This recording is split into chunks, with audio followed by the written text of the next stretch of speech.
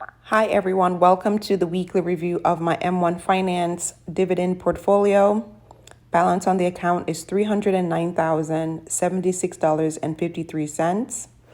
Let's go ahead and look at the performance for the past week. Overall, the portfolio was up $3,163.76 or 1.04%. Please note that this increase includes the Q3 2025 dividend payout, which we're going to go over in detail in this video. I have 3 holdings in the portfolio. The first is VOO, which tracks the S&P 500. That was up 1.13% or $2,578.31. SCHD, which is a US dividend ETF, that was up 0.74% or $535.64.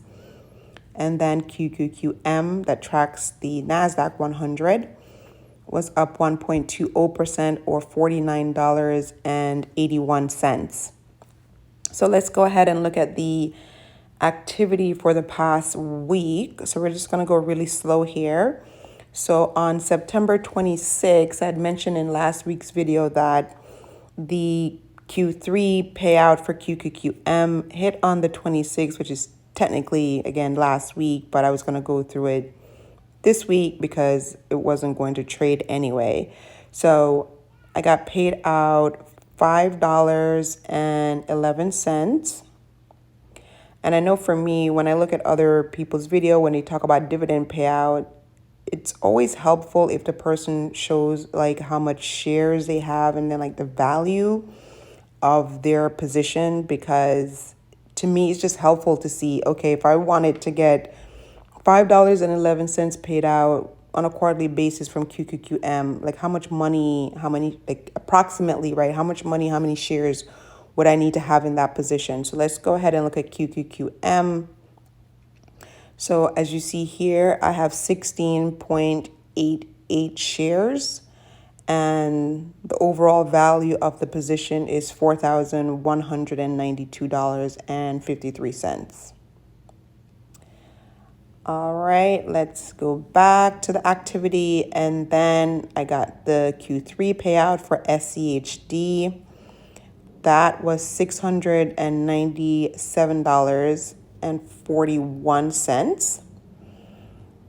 So SCHD, it does have a higher dividend yield. I think it's like 3.5 or something in that range.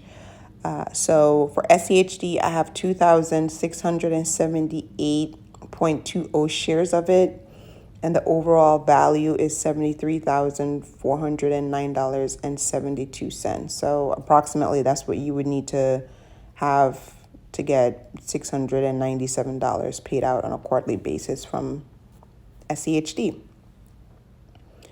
And then let's just do the third and final dividend payout. So for VOO, I got paid out $649.89 for Q3.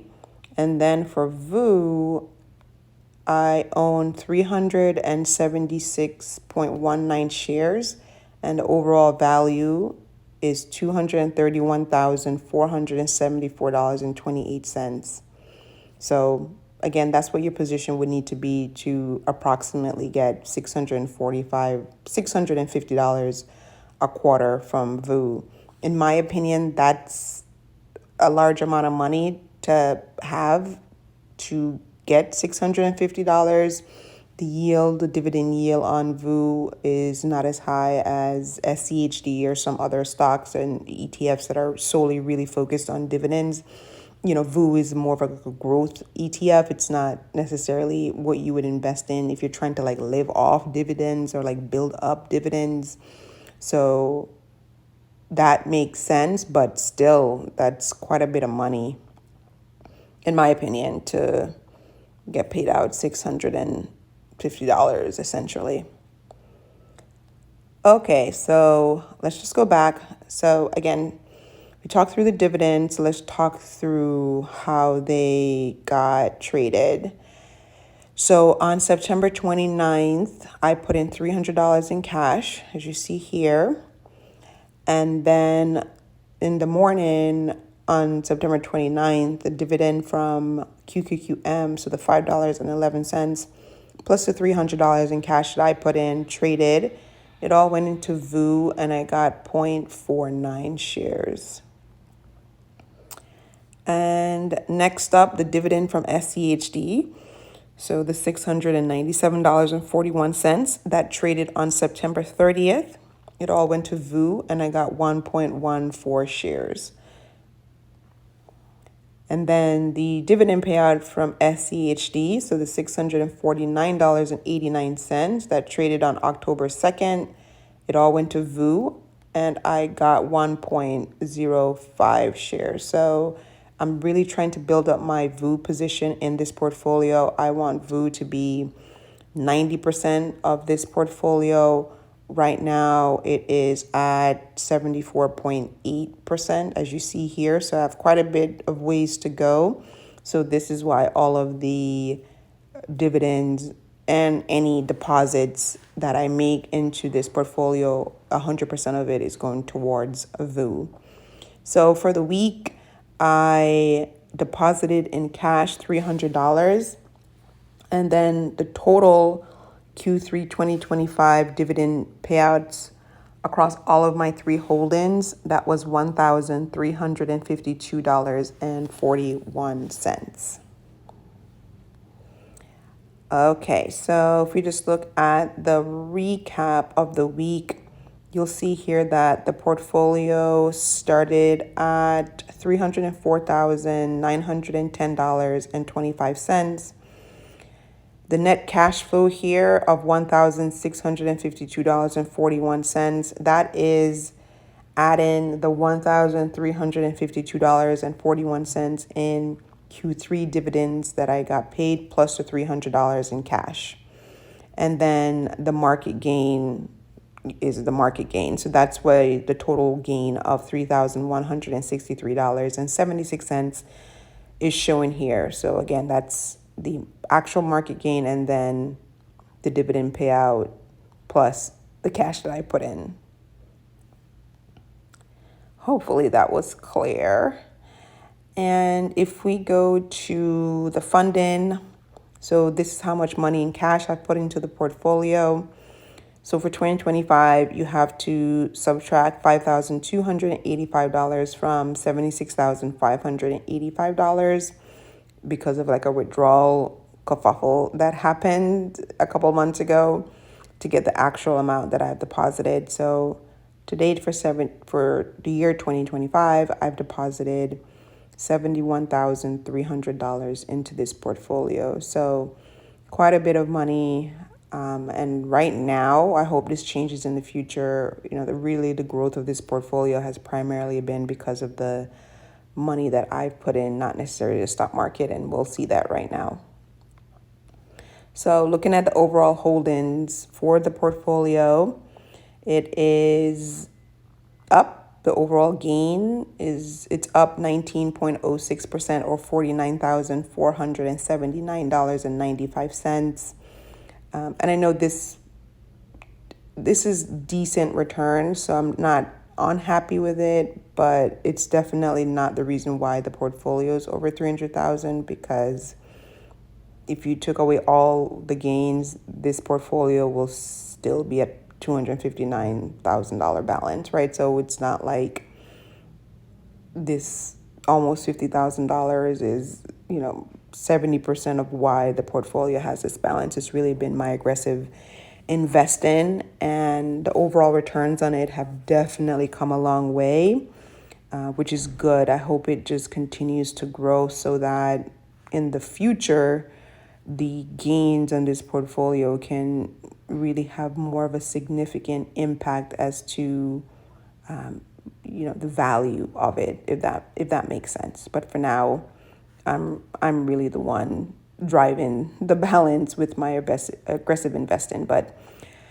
with me wanting to retire early in the next 4 years or less, I'm going to need the stock market to step in and do some work because I will not be working and therefore will not have any money to contribute to it. But until then, I am going to keep on aggressively investing and building up the balance as high as I possibly can. So hopefully the stock market, really steps in over the next 4 years or less and help drive this balance as high as we can possibly get it. Okay, so in terms of the hold-in, so VOO overall is up 22.1% or $41,890.34. SCHD is up 10.29% or $6,848.43. QQQM was up 21.48% or $741.18. The verdict is still out on QQQM. Originally, I said I was going to sell it this year. I'm not sure. I might hold on to it into 2026 and maybe sell it at some point then. But for now, I'm going to keep it through the rest of this year. And that is it in terms of the update. So really happy to get all of the Q3 dividends in. And the portfolio is going up, which is great. Nothing is ever guaranteed with the stock market. So this portfolio could completely crash next week. So I try to not be too attached to the numbers. I know easier said than done because I will definitely share my real authentic feelings about it when the portfolio goes up, when it goes down. But, playing with the stock market it's a roller coaster. It can go either way. It can go up, it can go down, it can stay flat. But what keeps me putting in more money into it, even though some days I'm like, it's useless, is you just look at the historical trends and overall in the long term, it continues to go up. And also to seeing other people who have retired or early retired and how their portfolio also continues to go up, even though they're pulling from it. I don't want to operate too much in that fearful mindset. So that's why for me, I'm going to retire in 4 years or less. I'm not going to extra pad this portfolio or anything like that. I'm just going to trust in the process, crunch my numbers, and worst case scenario, right? If I've been retired for 10 years and I see, okay, well, the balance is not necessarily where I thought it would be. 10 years later, I'll just go back to work, right? It's not a big deal. Go back to work, earn some more money, maybe work for 5 years, and then retire. Okay, so that is all of the updates for this week, and I'll catch you next week. Bye.